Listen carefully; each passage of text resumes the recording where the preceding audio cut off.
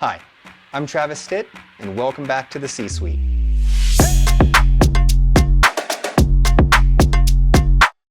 Chief Financial Officer, or CFO, is responsible for the fiscal health of an organization. One of the key things they do is track the spending, as well as working with an organization's accountants to really understand where the company is from a fiscal perspective. Likewise, as kind of part of that higher strategic perspective, they're responsible for helping make recommendations on how the organization should be spending money.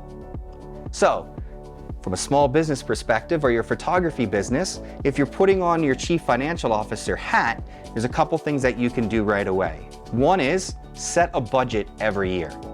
Either work with your accountants or whoever's guiding you financially, but establish a budget, and that budget's going to help guide you on how you're going to make decisions as an organization. Also, familiarize yourself with your numbers. I know it can be scary.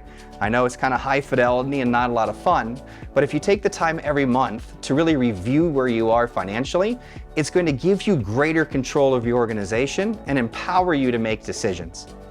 And lastly, don't make large purchases without verifying it with your budget. You have control over that.